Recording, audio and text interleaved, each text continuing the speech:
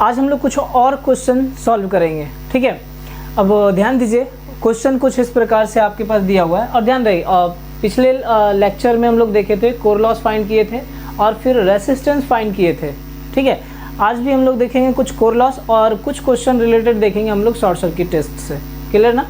चलिए आइए ध्यान दीजिए, क्वेश्चन कुछ इस प्रकार से है, the following readings were obtained while testing a 230/115 volt 1 kVA single phase transformer for no load test. एक ट्रांसफार्मर है जो कि सिंगल फेज ट्रांसफार्मर है और जिसका वोल्टेज रेटिंग है 230/115 वोल्ट, ठीक है। क्या है वोल्टेज रेटिंग? 230/115 वोल्ट दिया हुआ है, ठीक ना। और फिर कह रहा है कि सिंगल फेज ट्रांसफार्मर है और उस पर नो लोड टेस्ट परफॉर्म किया गया है ना, नो लोड टेस्ट को परफॉर्म किया गया। अब यहाँ पे आपसे पूछा जा रहा है कि ये पूछा जा रहा है no load test, accurate no load test, और जिसमें से दिया हुआ है रेक्टिफायर टाइप इंस्ट्रूमेंट 230 वोल्ट और इलेक्ट्रोडायनेमिक टाइप इंस्ट्रूमेंट 240 वोल्ट और फिर reading of watt meter 20 watt और एक्यूरेट नो लोड लॉस पूछ रहा है, जबकि दिया हुआ है नॉन ओरिएंटेड स्टील यूज़ किया हुआ है। मतलब कुछ जो ट्रांसफार्मर बना हुआ है सिंगल फेज का, उसमें क्या है कि नॉन ओरिएंटेड स्टील यूज़ किया गया है, क्लियर है यहाँ तक। अब याद कीजिए कि आप लोग सिंगल फेज के लिए जब नो लोड टेस्ट पढ़ रहे थे तो उसमें हम लोग क्या किए थे, अगर सिंगल फेज की बात थी तो 1 वाट मीटर यूज़ किए थे और 2 वोल्ट मीटर यूज़ किए थे, जिसमें से कि 1 वोल्ट मीटर जो था इलेक्ट्रोडायनेमिक टाइप था और दूसरा वोल्ट मीटर क्या था, रेक्टिफायर टाइप था, यही था ना। डायग्राम जाके देखिएगा पीछे, सिंगल फेज के लिए भी डायग्राम हमने बना रखा है वहाँ पे, बाकी सेम था फार्मूला, यहाँ पे क्या था बाकी सेम था। तो देखिए इसको पहले अगर निकालना है तो क्या करेंगे, पहले तो यहाँ पे आप लिख लीजिए सॉल्यूशन। अब सॉल्यूशन में देखिए पहले ये लिख लीजिए for non oriented steel P1 equal to क्या था sir 0.7 and P2 equal to क्या था 0.3, क्लियर ना। 0.7 एंड 0.3 ये आपका दिया हुआ रहेगा, दिया हुआ नहीं रहेगा, मतलब अगर यहाँ मेंशन करेगा नॉन ओरिएंटेड स्टील है तो आपको ये वैल्यू लेना है, अगर इसी में ओरिएंटेड स्टील है तो आपको दोनों क्या करेगा P1 और P2 कितना लेना है 0.5, क्लियर। अच्छा ये P1 और P2 क्या है ये भी मैंने बताया, P1 hysteresis loss upon core loss और फिर जो P2 था वह eddy current loss upon core loss था। अब देखिए इसी में अगर बात किया जाए तो पूछा क्या जा रहा है, एक्यूरेट पूछा जा रहा है WI, तो इसका फार्मूला मैंने कुछ इस तरह से लिखा था, याद कीजिए प्लस KP2, यही था फार्मूला एक्यूरेट मेजर करने के लिए, यही था ना। जहाँ पे आप कह सकते हैं K इक्वल टू क्या था VRMS अपॉन V एवरेज का स्क्वायर, या इसी को हम लोग कहते थे V2 अपॉन V1 का स्क्वायर। देखिए तो इसको सॉल्व कर लेने में क्या है, यहीं पे सॉल्व कर लेते हैं। तो आप देखिए VRMS कौन सा देगा, इलेक्ट्रोडायनेमिक टाइप माने कि 240 वोल्ट और रेक्टिफायर टाइप क्या देगा 230 वोल्ट। तो हम ऐसा कह सकते हैं यहाँ पे क्या कि आप इसको लिख दो 240 अपॉन 230 का स्क्वायर। बताओ इसको सॉल्व करोगे तब कितना आ जाएगा, इसको जब सॉल्व करोगे तो आएगा 1.044। यहाँ तक कोई दिक्कत? बनाया हुआ ऑलरेडी, इस बेस पे आपने न्यूमेरिकल बनाया है, ठीक है। अब हम लोग क्या करते हैं WI निकालते हैं, WI is nothing but W0 upon P1 plus KP2। देखो यहाँ W0 सिर्फ जो वैल्यू दिया हुआ, यहाँ वाट मीटर का जितना भी वैल्यू दिया वही हो जाएगा ना, क्योंकि यह तो सिंगल फेज है, इसमें एक ही वाट मीटर यूज़ किया हुआ था। जब एक ही वाट मीटर यूज़ किया हुआ है तो उसके लिए W0 जो भी रहेगा वो वैल्यू आप क्या करोगे यहाँ पे पुट करोगे। और जब आप 3 फेज की बात कर रहे थे तो 3 फेज में हम लोग 2 वाट मीटर यूज़ कर रहे थे, तब उस केस में हम लोग W1 नॉट इक्वल टू क्या लिख रहे थे W1 प्लस W2। तो यहाँ पे W0 की जगह पे क्या आ जाएगा 20 upon P1 upon P2, P1 हो जाएगा 0.7 प्लस K का वैल्यू कितना आया 1.044 इंटू P2 का वैल्यू कितना भैया 0.3। इसको सॉल्व आउट करिए, इसको जब आप सॉल्व आउट करिएगा तो ये आएगा 19.73 वाट, ठीक है 19.73 वाट। देखो था कितना, जो कोर लॉस था या आयरन लॉस था कितना था 20 वाट, एक्यूरेट जब आप किए तो कितना आ गया 19.73। जब था आप नॉर्मल मेथड से जब मेजर किए तो वहाँ पे कितना आया 20 वाट, लेकिन जब आप एक्यूरेट मेथड यूज़ किए तो कितना आ गया 19 दशमलव मतलब 19.73 वाट। समझ में आई बात। तो यही मेथड आपको यूज़ किया जाता है किसके लिए, जब एक्यूरेट मेजरमेंट की बात की जाएगी कि आपको एक्यूरेट कोर लॉस चाहिए या एक्यूरेट नो लोड लॉस चाहिए, तब आपको ये मेथड यूज़ करना पड़ेगा। समझ में आई बात, यहाँ तक कोई दिक्कत है क्या? तो इसको आप पहले नोट डाउन कर लीजिए, ठीक है। फिर हम लोग दूसरा क्वेश्चन देखते हैं।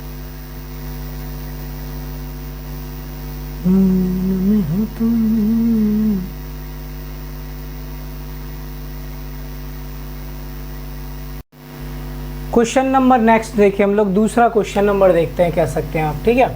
क्वेश्चन नंबर जो नेक्स्ट क्वेश्चन जो है आपका, ये शॉर्ट सर्किट टेस्ट से रिलेटेड है कि आपको फाइंड करना है। शॉर्ट सर्किट टेस्ट जब आप पढ़े होंगे तो उसमें बताए होंगे कि क्या क्या आप मेज़र कर सकते हैं। तो उसमें आपको क्या करना है, फाइंड करना है इम्पिडेंस फाइंड करना, मतलब जेड, फिर इम्पिडेंस वोल्टेज और फिर कॉपर लॉस, वो सारा का सारा कितने पे, 75 डिग्री सेल्सियस पे। देखिए क्वेश्चन कुछ इस प्रकार से दिया हुआ है कि short circuit test was carried out to find impedance and load losses, ठीक है। शॉर्ट सर्किट किया गया किस लिए, तो इम्पिडेंस और लोड लॉस को फाइंड करने के लिए on 5 kVA 230/115 volt single phase transformer. Single phase transformer के ऊपर जो है टेस्ट परफॉर्म किया गया, कौन सा, शॉर्ट सर्किट टेस्ट, ठीक है। और following observation are obtained in primary side, मतलब प्राइमरी साइड में जो है कुछ ऑब्जर्वेशन को नोट किया गया, जो कुछ इस प्रकार है। ISC जो है 4.35 एम्पियर है, मतलब शॉर्ट सर्किट करंट, और VSC जो है 9 वोल्ट है, मतलब कि शॉर्ट सर्किट वोल्टेज। अब WSC जो है 35 डिग्री सेल्सियस है, और T1 आपका क्या है, 30 डिग्री सेल्सियस है। समझ में आया। अब ये T1 का मतलब क्या हो गया, जिस टेम्परेचर पे ये टेस्ट परफॉर्म किया गया वही टेम्परेचर हमारा क्या हो जाएगा, T1। समझ में आ रही बात यहाँ तक। तो देखिए सबसे पहला काम हम लोग क्या करते हैं, R01 फाइंड कर लेते हैं, या R1 कह लीजिए, आप रेसिस्टेंस फाइंड कर लीजिए, ठीक है। अब रेसिस्टेंस फाइंड करने के लिए हम लोग कह सकते थे, याद कीजिए WSC इक्वल टू, याद कीजिए I2SC और R01, कुछ ऐसा फाइंड किए थे क्या। तो यहाँ से हम R01 फाइंड कर सकते हैं, या एक साइड में रेफर्ड करने की बात कर रहा हूँ, ये प्राइमरी साइड रेफर्ड किया हुआ है, ठीक है। R01 इक्वल टू क्या हो जाएगा, WSC अपॉन ISC का स्क्वायर। अब WSC कितना है, 35, और ISC का स्क्वायर कितना हो जाएगा, माने कि 4.35 का स्क्वायर। आप इसको सॉल्व कीजिए, देखिए कितना आ रहा है, ये वैल्यू कुछ आपका आएगा 1.849, ठीक। और ये क्या होगा, ओम में। ये हमारा किसका वैल्यू आया, R01 का। अब देखिए अगर R01 का वैल्यू आ गया, तो अगर मैं बोलूँ कि Z01 निकालना है, मतलब क्या, VSC अपॉन ISC, ऐसा कुछ कर सकते हैं क्या। Z01 के लिए हम लोग क्या कर सकते हैं, VSC अपॉन ISC। VSC आपके क्वेश्चन में दिया हुआ है, देखिए 9 वोल्ट, ISC दिया हुआ है 4.35। इसको जब आप सॉल्व करेंगे तो कितना आंसर आएगा, ये देख लीजिए आप।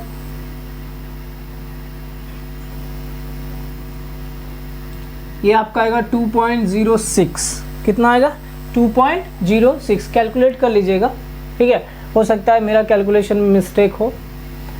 अब देखिए जब Z01 निकल गया, R01 निकल गया, अभी अब क्या करते हैं हम लोग, X01 निकाल देते हैं। जब X01 की बात आएगी, Z01 का स्क्वायर माइनस R01 का स्क्वायर, वैल्यू को क्या करिए, पुट कर दीजिए।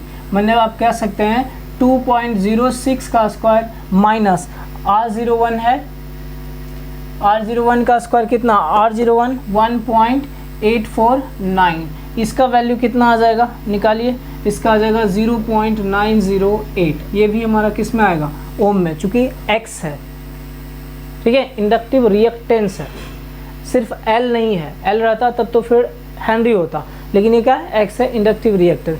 बोलो यहाँ तक समझ में आई बात क्या। अब मैं बोल रहा हूँ कि R01 निकालो और Z01 निकालो, कितने पे, एट 75 डिग्री सेल्सियस पे। ध्यान दो, R01 एट 75 डिग्री सेल्सियस। देखो क्या कर सकते हैं हम लोग, R75 लिख दे रहा हूँ यहाँ पे, R01 इंटू 234.5 प्लस यहाँ पे मैं 75 डिग्री डायरेक्ट कर दे रहा हूँ। फार्मूला आपको याद होगा, 234.5 प्लस 30। बोलो यहाँ तक कोई कन्फ्यूज़न हो, इसमें आप क्या करो, वैल्यू को पुट करो। क्या है रेसिस्टेंस, ये रेसिस्टेंस आपने कैलकुलेट किया, अब इसको क्या करना है, 75 डिग्री पे कैलकुलेट करना है। T1 दिया हुआ है, T2 के नाम पे आपके पास 75 डिग्री हो ही गया, और ये R5 निकालना है, R01 की जगह पे ये है। तो आप क्या करो यहाँ पे 1.849 into 234.5 plus 75 upon 234.5 plus 30 degree. इसको आप सॉल्व आउट करिए। जब इसको सॉल्व कीजिएगा ना तो वैल्यू कितना आ जाएगा, या इसको आप ऐसा करो ना, गुना करो। जब इसको आप सॉल्व करोगे तो आएगा आपका 1.17। देखो मेरा सॉल्व किया हुआ है इसलिए मैं लिख रहा हूँ इसको, ठीक है। आप एक बार खुद से सॉल्व कीजिएगा। ये भी क्या आ जाएगा, ओम, ठीक है। ये कितना आ गया, ओम। आगे अब मैं बोलूँ कि x0 75 पे, तो वही रह जाएगा वैल्यू, कोई चेंज नहीं होगा। x0 75 पे बोला जाए, ठीक है, x0 75 पे बोला जाए,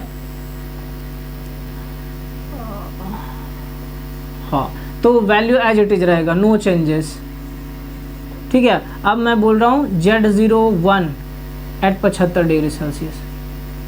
Z01 एट 75 डिग्री सेल्सियस पे भी क्या कर सकते हो, सीधा सीधा मल्टीप्लाई कर दो भैया, जितना आ रहा है। इसको हम लिख सकते हैं क्या, 2.0, इसको लिखना है, लिख लो आप इस प्रकार से, Z01 into 234.5 plus 75 upon 234.5 plus 30। इसको भी आप जब सॉल्व करोगे इसका वैल्यू तो यही रहेगा, और ये वैल्यू Z01 की जगह पे क्या है भैया आपका 2.06 इंटू 1.17 इक्वल टू, जब इसको आप सॉल्व करोगे तो ये आ जाएगा क्या आपका 2.41 ओम। ये भी आप देख सकते हो, अगर मैच करना तब भी कर सकते हो। नॉर्मल टेम्परेचर पे 30 डिग्री पे कितना है 2.06, जब हम बात किए 75 डिग्री पे देखो वैल्यू क्या हो गया, बढ़ गया 2.41।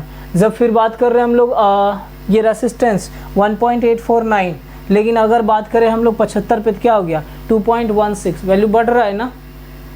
चलिए नेक्स्ट देखिए आप क्या, इम्पीडेंस वोल्टेज।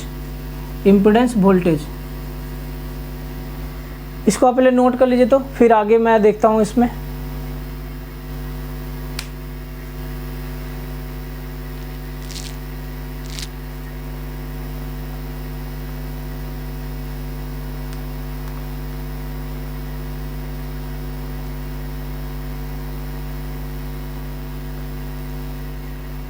चलिए देखिए इसको, ठीक है।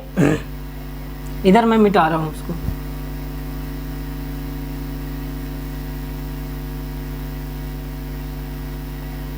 देखिए अब आपसे पूछा जा रहा है क्या, impedance voltage at 75 degree Celsius. क्या पूछा जा रहा है, impedance voltage at 75 degree Celsius. देखो इम्पीडेंस वोल्टेज हमारा क्या हो जाएगा, भी ऐसी सीधा सीधा बोलें तो Z01 इंटू ISC कर दें क्या, यहाँ पे हो जाएगा Z01 at 75 degree Celsius into ISC।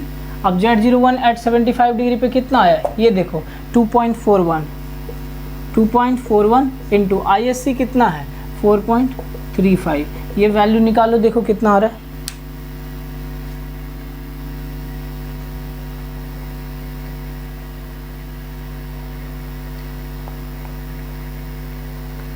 दस 10.48, ठीक है। कितना आ गया, ये हो गया 10.448 वोल्ट, ठीक है। ये क्या होगा, वोल्ट होगा, क्योंकि वोल्टेज पूछ रहा है यहाँ पे। अब देखिए, अरे V बराबर IZ हो जाएगा, वही फॉर्मूला हमने रख दिया वहाँ पे।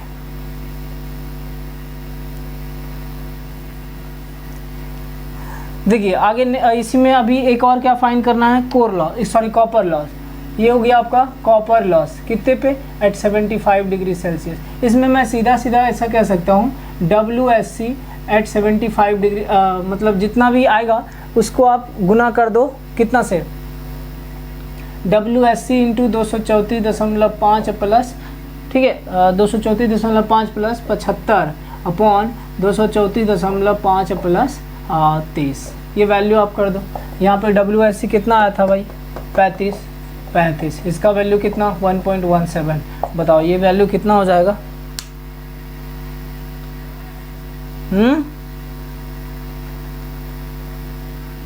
ये हो गया आपका 40.97 वाट। ये हो गया आपका, निकल गया। क्या क्या निकालना था, इम्पीडेंस वोल्टेज, ये कॉपर लॉस 75 पे, ये और रेसिस्टेंस निकालना था आपका 75 डिग्री सेल्सियस पे। ठीक है, वो भी आप ऑलरेडी निकाल चुके हो। समझ में आई बात क्या? तो ये इस तरह से आपका कुछ क्वेश्चन आप इसको सॉल्व कर सकते हैं।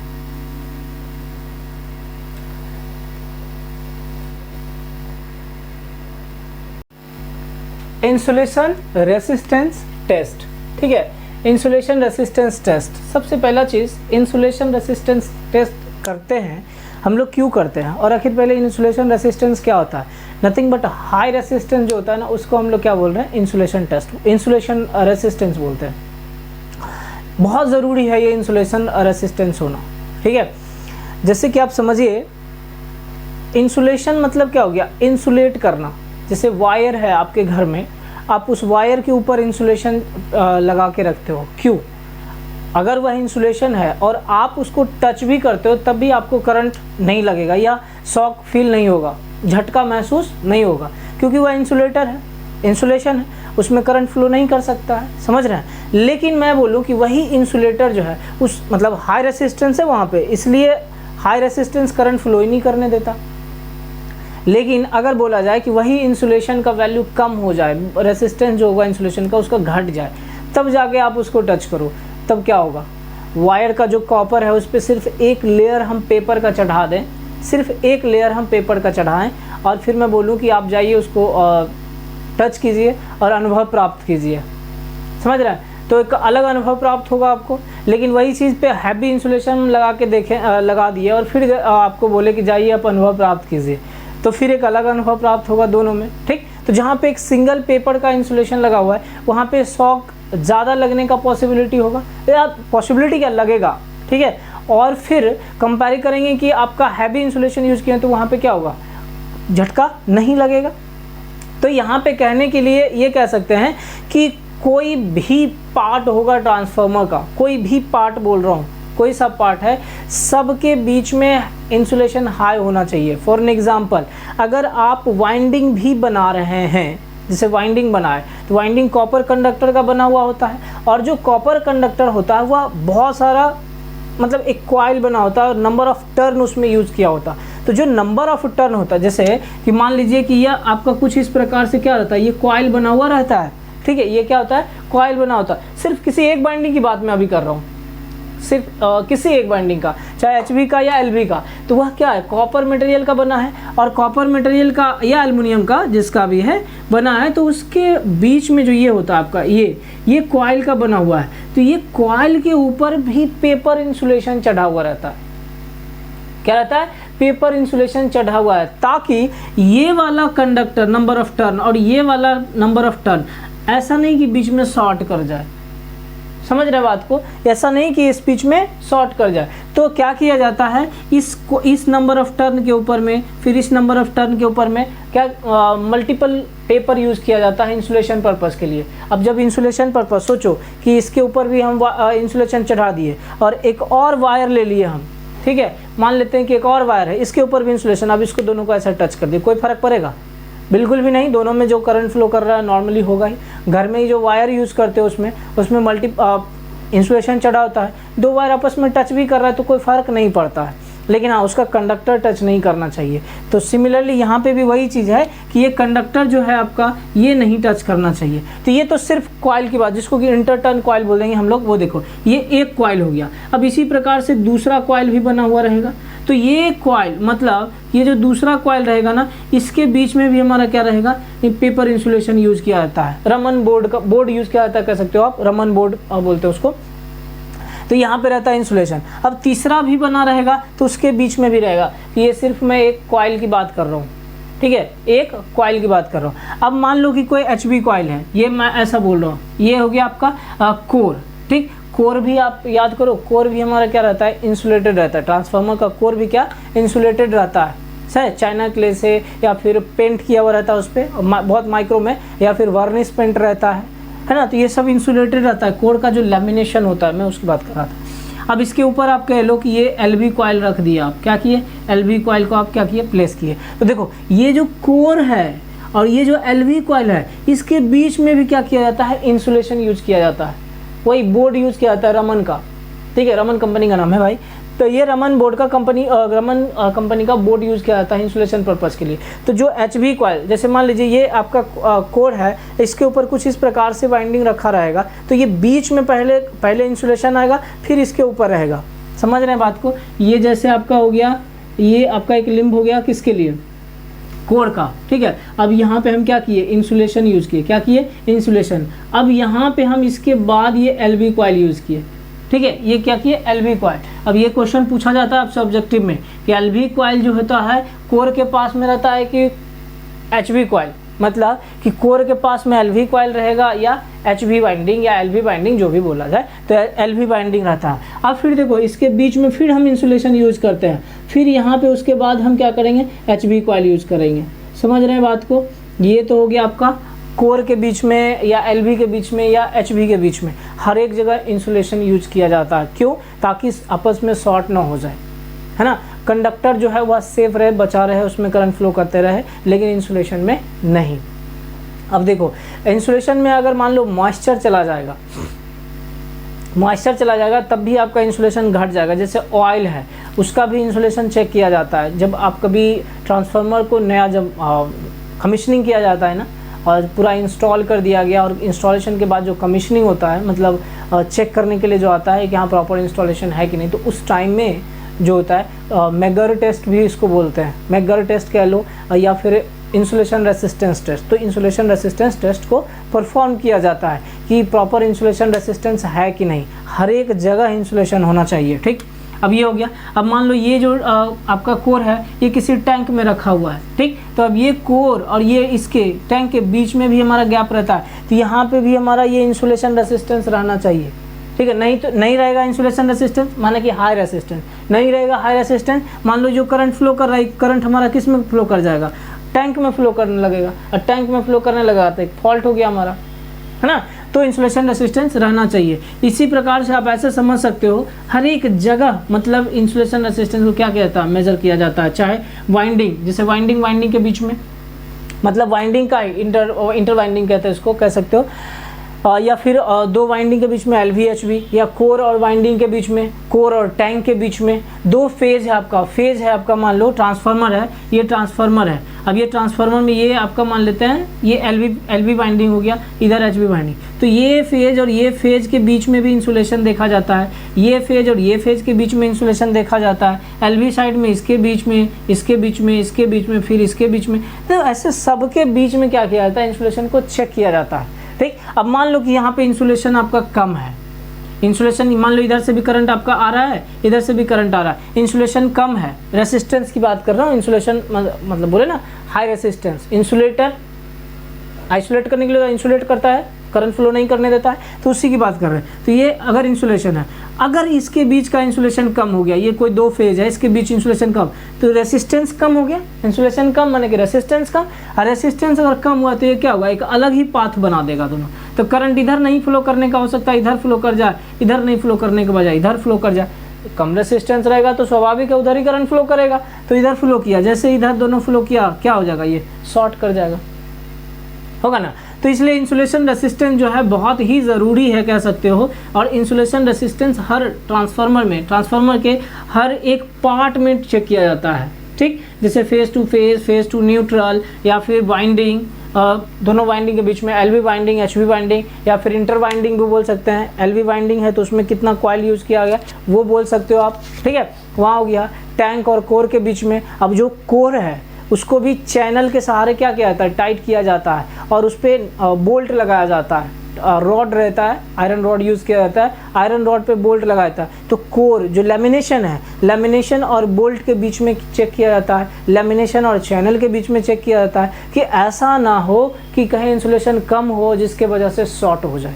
समझे बात को? हर जगह देखते हो आप, ये भी चीज़ देख रहे हो कि जो ट्रांसफार्मर रहता है ना, उसमें आप देखे होंगे कि हर एक जगह की बात करेंगे, आपको देख लीजिएगा, आप जाके ऑब्जर्व कीजिएगा।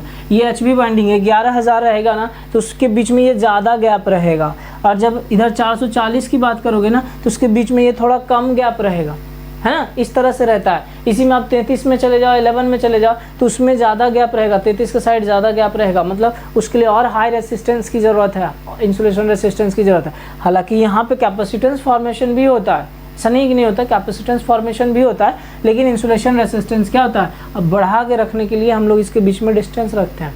अब जो बूसिंग होता है, जो ट्रांसफार्मर का बूसिंग होता है कनेक्शन पर्पज़ के लिए, उस पर बहुत सारा डस्ट वगैरह जमा हो जाता है, तो इंसुलेशन रेसिस्टेंस उसका घटने लगता है, तो उसको साफ़ किया जाता है मेंटेनेंस के तौर पे। उसको जब साफ़ करेगा तो फिर उसका इंसुलेशन रेसिस्टेंस क्या हो जाएगा, बढ़ जाएगा। समझे बात को। तो ये इंसुलेशन रेसिस्टेंस हो गया। जनरली क्या आता है कि मॉइस्चर प्रेजेंस नहीं होना चाहिए। अगर मॉइस्चर प्रेजेंस हुआ तो क्या होगा, उसका इंसुलेशन रेसिस्टेंस कम हो जाता है। तो ऐसा कह सकते हैं कि मॉइस्चर के प्रेजेंस को चेक करने के लिए भी हम लोग इंसुलेशन रेसिस्टेंस टेस्ट को परफॉर्म करते हैं, ठीक ना। अब देखो इंसुलेशन रेसिस्टेंस टेस्ट जो है हम लोग किस चीज़ से करते हैं, तो वह जो है मेगर से किया जाता है, ठीक है।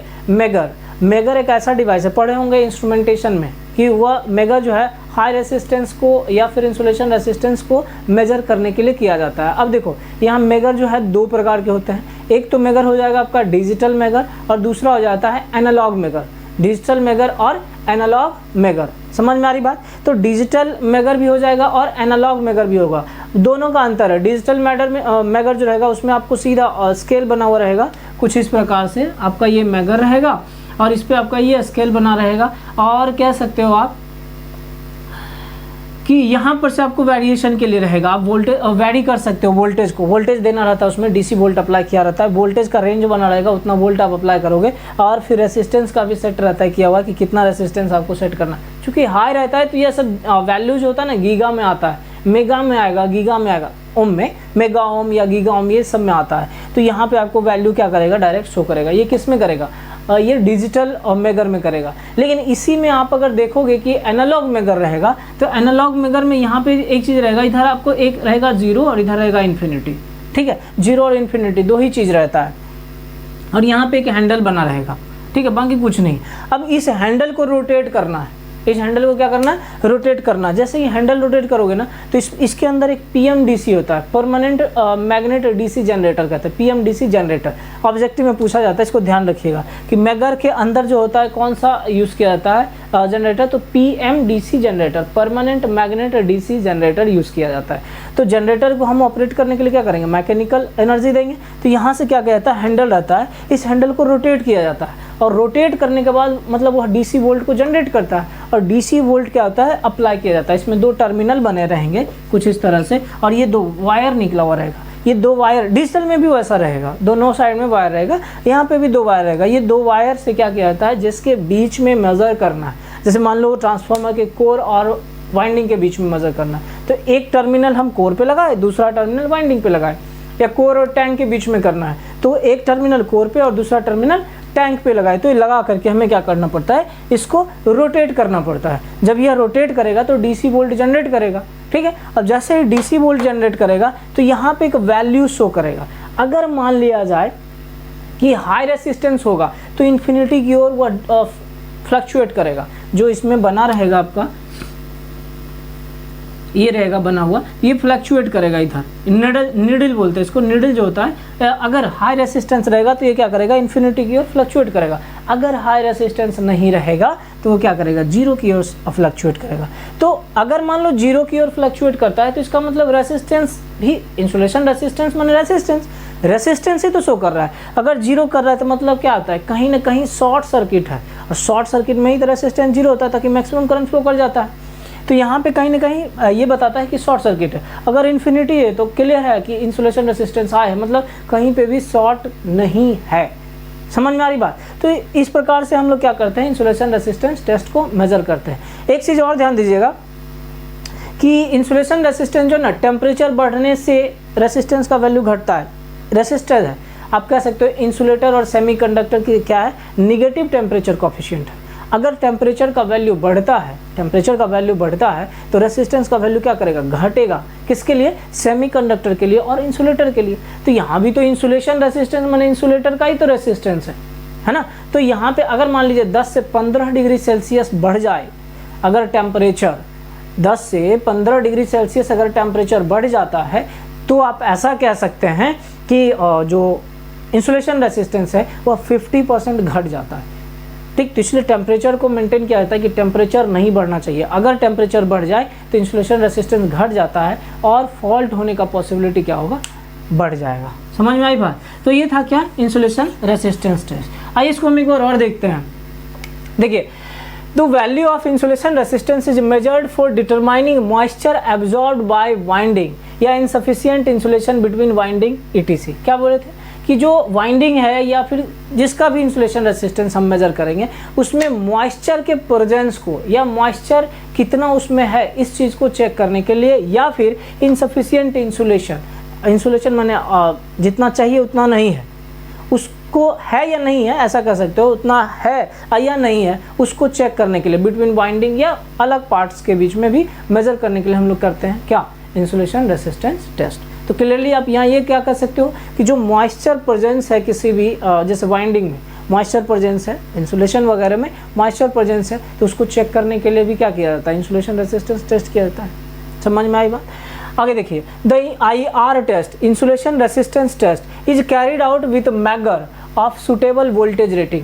अलग अलग वोल्टेज रेटिंग से क्या किया जाता है, उसको किया जाता है, मतलब अलग अलग वोल्टेज अप्लाई किया जाता है। समझ में आ रही बात, अलग अलग वोल्टेज अप्लाई किया जाता है, चाहे डिजिटल भी रहेगा वहाँ पे भी वोल्टेज का रेंज दिया हुआ रहता है, वहाँ से वोल्टेज को आप वेरी कर सकते हो, या आपका यहाँ जो PMDC आपको बताए एनालॉग मेगर जो होता है उसमें आप जब रोटेट करोगे तो वह करीब करीब 500 से 600 वोल्ट DC जनरेट कर देता है, तो उतना वोल्ट क्या किया जाता है, अप्लाई किया जाता है इंसुलेशन रेसिस्टेंस को मेजर करने के लिए। ठीक, देखिए, during the test the handle of a megger should be rotated at a constant speed and the value of resistance is recorded. देखिए, ये चीज़ जो है आपको बताया जा रहा है, ये सिर्फ और सिर्फ किसके लिए, जब आप एनालॉग मेगर का इस्तेमाल करेंगे।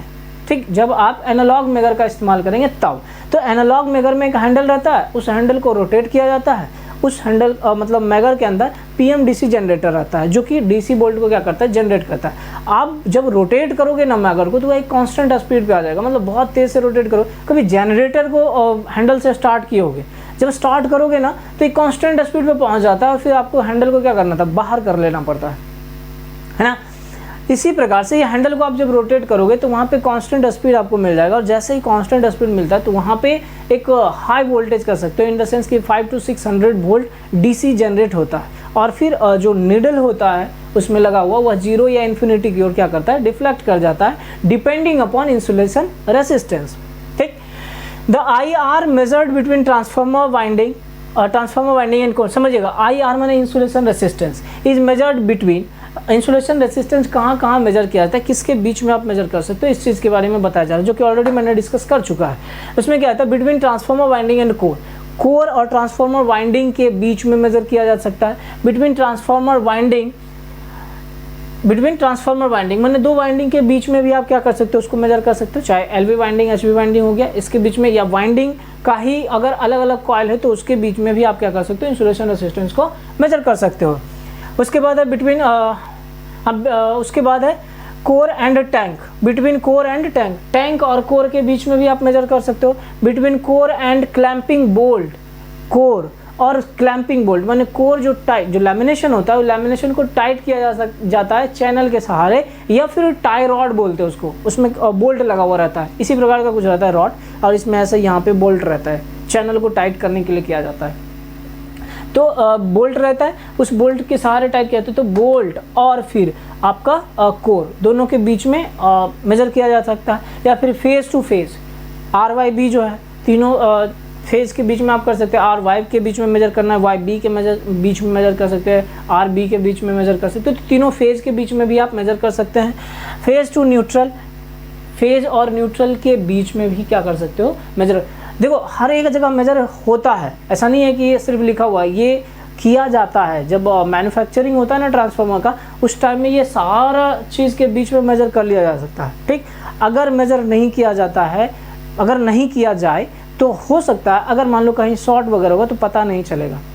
ठीक है, अगर शॉर्ट होगा तो पता नहीं चलेगा, इसलिए हर चीज़ को मेजर कर लिया जाता है तो पता चल जाता है कि कहीं शॉर्ट नहीं है, तो फाइनली उसको आगे बढ़ाया जाता है धीरे धीरे। ठीक है, अब देखिए इंसुलेशन, इसको नोट कर लीजिएगा, आप अच्छे से इसको मार्क कर लीजिएगा। Insulation resistance depends upon winding temperature. तो इंसुलेशन रेसिस्टेंस जो है वाइंडिंग टेम्परेचर पे डिपेंड करता है, सीधा मैंने बोला था टेम्परेचर पे इंसुलेशन रेसिस्टेंस डिपेंड करेगा। ठीक, चूंकि इंसुलेशन जो होता है नेगेटिव टेम्परेचर कोएफिशिएंट होता है, तो टेम्परेचर बढ़ने से रेसिस्टेंस का वैल्यू क्या होगा, घटेगा। तो देखिए its value reduces by 50% if winding temperature increased by 10 to 15 degree Celsius. ठीक है, इसका वैल्यू जो होता है 50%, 50% क्या होता है, घट जाता है। इसका वैल्यू 50% घट जाता है इफ़, यदि आप वाइंडिंग टेम्परेचर इंक्रीज करते हैं कितना, 10 से 15 डिग्री सेल्सियस। अगर वाइंडिंग का टेम्परेचर 10 से 15 डिग्री सेल्सियस बढ़ जाता है, मतलब कह सकते हैं इंक्रीज कर जाता है, तो वाइंडिंग इंसुलेशन जो होता है क्या होता है, 50% से घट जाता है। समझ में आई बात क्या, क्लियर है आपको? इंसुलेशन रेसिस्टेंस क्या किया, मतलब क्यों करते हैं हम लोग, क्लियर? देखिए इसमें एक चीज़ और रहता है कि कितना वोल्टेज आप अप्लाई कर सकते हो, कितने वोल्टेज के लिए। जैसे कि ट्रांसफार्मर जब मैन्युफैक्चर किया जाता है तो अलग अलग वोल्टेज रेटिंग रहता है, जैसे 11 kV/440 या फिर 33/11 या फिर 132/33, कुछ इस तरह से हमारा क्या होता है, वोल्टेज रेटिंग रहता है। तो अलग अलग वोल्टेज रेटिंग के लिए अलग अलग वोल्टेज अप्लाई किया जाता है। ठीक, अलग अलग वोल्टेज अप्लाई किया जाता है और इसका एक वैल्यू है कि उतना वैल्यू होना चाहिए इंसुलेशन रेसिस्टेंस का। जैसे इस तरह से समझिए आप, following table can be referred for megger test. Megger test के लिए कुछ इस प्रकार से टेस्ट किया जाता है। इतना ये रहेगा आपका, समझिएगा। वोल्टेज ऑफ वाइंडिंग, मतलब वाइंडिंग का वोल्टेज कितना है ये, और minimum insulation resistance in mega ohm. जो इंसुलेशन रेसिस्टेंस आएगा वो मेगा ओम में आएगा, वह कितना आएगा उस चीज़ को। फिर वोल्टेज ऑफ मेगर, मेगर का जो वोल्टेज आप या तो आप डीसी अप्लाई करते हो या तो रोटेटिंग जनरेटर से, हैंडल से, या डिजिटल में जब आप करोगे तो ऐसे डायरेक्ट आप अप्लाई कर सकते हो। उसमें दिया हुआ रहता है, नोब रहता है, आप आराम से कर सकते हो। और अगर मान लीजिए कि मेगर दिया हुआ है एनालॉग वाला, उसमें हैंडल रोटेट करके आप वोल्टेज को जनरेट कर सकते हो। अगर मान लिया जाए कि 400 वोल्ट है, जैसे कि ट्रांसफार्मर में वोल्टेज रेटिंग में मान लीजिए 11/0.4 किलो वोल्ट है, तो ये 400 वोल्ट हो गया ना, ये 400 वोल्ट हुआ। 0.400 किलो वोल्ट का माने कि 400 वोल्ट। अगर ये 400 वोल्ट है सेकेंडरी, तो 400 वोल्ट तक में जो आना चाहिए आपको, समझिएगा, इंसुलेशन रेसिस्टेंस 2 मेगा ओम आना चाहिए। और वोल्टेज कितना जनरेट कर सकते हो, मतलब 500 वोल्ट मेगर द्वारा जनरेट किया जाता है। 500 वोल्ट मेगर द्वारा 500 वोल्ट दिया जाएगा और फिर आपका वैल्यू जो है आना चाहिए 2, नहीं आता है तो इसका मतलब कहीं ना कहीं कुछ प्रॉब्लम है, उसको आप रेक्टिफाई कीजिए। और इधर वोल्टेज रेटिंग कितना रहेगा, 400। अगर यही चीज़ मान लीजिए 11 kV के साइड में हम करते हैं, तो 11 kV के साइड में हमारा जो आएगा इंसुलेशन रेसिस्टेंस का वैल्यू वो 50 मेगा ओम आना चाहिए। कितना, 50 मेगा ओम। और फिर इसका वोल्टेज कितना रहेगा मेगर का, 1000 वोल्ट। मतलब जब आप रोटेट करेंगे तो अब चूँकि यहाँ एनालॉग से नहीं हो पाएगा, जैसे 11 kV में जाओगे यहाँ डिजिटल में चला जाता है। जो एनालॉग है मैक्सिमम 500 से 600 वोल्ट जनरेट करता है डीसी, लेकिन डिजिटल वाला 2500 वोल्ट तक आपको जनरेट कर देता है। मतलब सीधा सीधा आप उसमें नोब करेंगे तो वहाँ उतना वोल्ट मिल जाता है। तो 1000 वोल्ट यहाँ अप्लाई किया जाता है with the help of megger on 11 kV side. तो वैल्यू कितना आना चाहिए आपका इंसुलेशन का, 50 ओम आना चाहिए। ये देखो रीडिंग होना चाहिए, ऐसा नहीं कैलकुलेट कर रहे हो, कुछ नहीं कैलकुलेट कर रहे, बस रीडिंग आना चाहिए। या अगर मान लिया 33 kV साइड में आप करते हो इंसुलेशन रेसिस्टेंस से, तो वहाँ पे 100 मेगा ओम आना चाहिए और वोल्टेज आपका 2500 वोल्ट वहाँ पे अप्लाई करना पड़ेगा मेगर के सहारे। सिमिलरली 132 kV की बात करोगे, मतलब वही चीज़ हो जाएगा, तो 500 मेगा ओम आना चाहिए और 2500 वोल्ट आप क्या करोगे, अप्लाई करोगे। समझ रहे हो बात को, 2500 वोल्ट अप्लाई करोगे किसके सहारे, मेगर के सहारे। समझ में आई बात? तो सीधा कह सकते हो जितना ज़्यादा वोल्ट होगा, ये 2500 वोल्ट मैक्सिमम रहता है, 2500 वोल्ट आप दोगे, वैल्यू हमारा मैक्सिमम आना चाहिए। जितना ज़्यादा आएगा, अब देखो यहाँ मेगा ओम में आ रहा है, ये चीज़ को कन्वर्ट करते जाओ, ये गीगा ओम में आएगा। अगर सही तरीके का इंसुलेशन आपने यूज़ किया होगा ना, तो डेफिनेटली आपका इंसुलेशन रेसिस्टेंस काफ़ी हाई आएगा, काफ़ी हाई आएगा, कम नहीं आएगा। समझे? तो ये था हमारा इंसुलेशन रेसिस्टेंस। होप सो समझ में आया होगा कि इंसुलेशन रेसिस्टेंस क्या होता है, इंसुलेशन रेसिस्टेंस क्या है, इंसुलेशन रेसिस्टेंस टेस्ट हम क्यों परफॉर्म करते हैं, इसका क्या यूज है मैन्युफैक्चरिंग में या ट्रांसफार्मर में या कहीं भी ट्रांसमिशन या डिस्ट्रीब्यूशन में। समझ में आई बात? चलिए, तो आज हम लोग इतना ही रखेंगे, फिर मिलेंगे नेक्स्ट लेक्चर में। बट जाने से पहले एक पेड़ आप ज़रूर लगाइएगा स्टीम एकेडमी के नाम, ठीक है? और अगर आपके दोस्त हों, आपके फ्रेंड सर्कल में हो, तो उन्हें भी आप प्रेरित कीजिएगा, उनको भी बताइएगा, वह भी एक पेड़ लगाएंगे, ठीक है? इससे पर्यावरण जो रहेगा वह संतुलित रहेगा, कह सकते हैं संतुलन जो है पर्यावरण का बना हुआ रहेगा। फिर मिलते हैं नेक्स्ट लेक्चर में। धन्यवाद।